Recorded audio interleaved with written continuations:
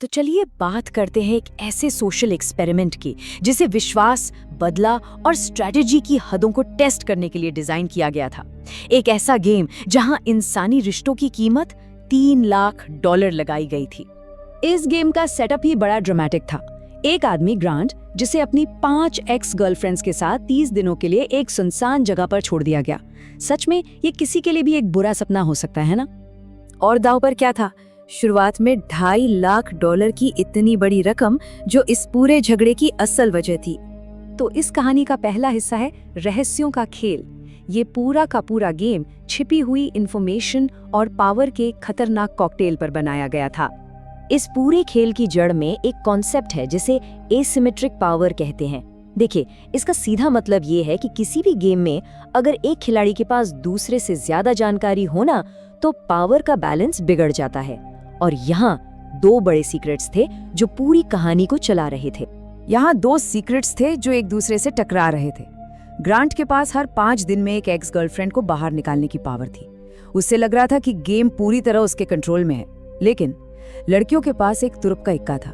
बिल्कुल आखिर में वो चाहे तो पूरी प्राइज मनी ले सकती थी और ग्रांट को खाली हाथ छोड़ सकती थी। जैसे ही लड़कियों को अपनी इस छिपी हुई ताकत का एहसास हुआ, उन्होंने बदला लेने के इरादे से एक जबरदस्त काउंटर स्ट्रेटेजी बनाई। उनका प्लान बहुत ही कैलकुलेटेड था, जिसे उन्होंने नाम दिया प्रोजेक्ट मैनिपुलेशन। पहला कदम, ग्रांट के खिलाफ एकजुट हो जाओ। दूसरा और सबसे जरूरी, उसे साइकोलॉजिकली एकदम अकेला कर दो। तीसरा, ये पक्का करो कि एशली, जिसे ग्रांट ने सबसे ज्यादा दुख दिया था, वही फाइनल में पहुंचे। और आखिरी कदम, बदला लेने के लिए सारे पैसे चुरा लेना। एशली के इन शब्दों से बिल्कुल साफ हो जाता है कि उनका मकसद पूरी तरह से बदला लेना था। लक्ष्य था कि वो अंत तक टिके और ग्रांट से सारे पैसे छीन लें। लेकिन जैसा कि अक्सर होता है, बड़े से बड़े प्लान भी प्रेशर में टूट जाते हैं। और जल्द ही इस मास्टर प्लान में भी दरारें पड़ने लगी।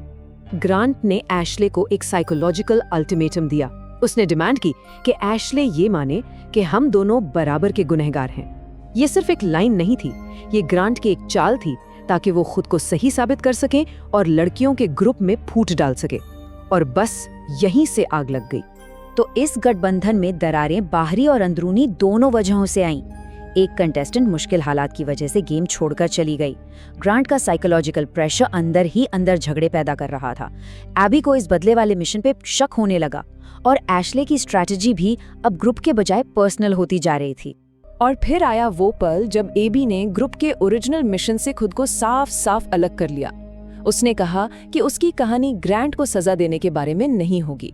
ये टीम की लॉयल्टी में एक बहुत बड़े बदलाव का सिग्नल था। इसके बाद एक नया सीक्रेट ग्रुप बना जो भरोसे की एक पवित्र कसम पर टिका था। एबी ने बाइबल पर हाथ रखकर ग्रांट से कसम खाई कि वो पैसे नहीं चुराएगी। और बस इस एक वादे ने खेल के पावर डायनामिक्स को पूरी तरह से पलट कर रख दिया।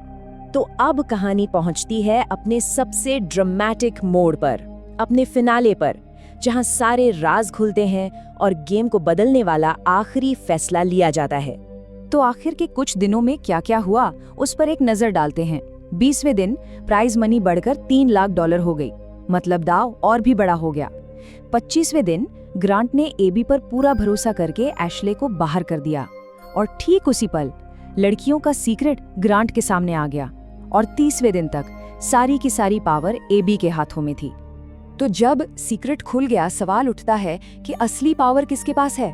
ग्रांट, जो अब तक खुद को खेल का मास्टरमाइंड समझ रहा था, अचानक खुद को एक मोहरे की तरह महसूस करने लगा।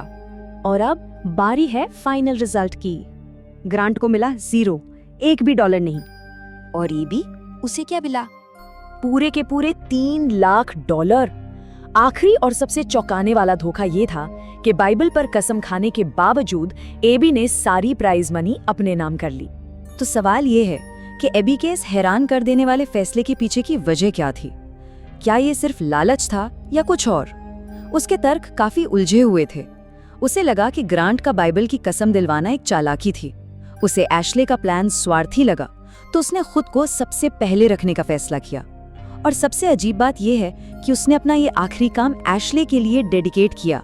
और ये कहानी हमें आखिर में एक बहुत बड़े सवाल पर लाकर छोड़ देती है। क्या ये एक जायज बदला था या फिर एक सोची समझी गद्दारी? इस गेम का अंजाम इतना चौंकाने वाला है कि इसकी स्ट्रैटेजी और इसके पीछे की नैतिकता पर बहस शायद हमेशा चलती रह सकती है।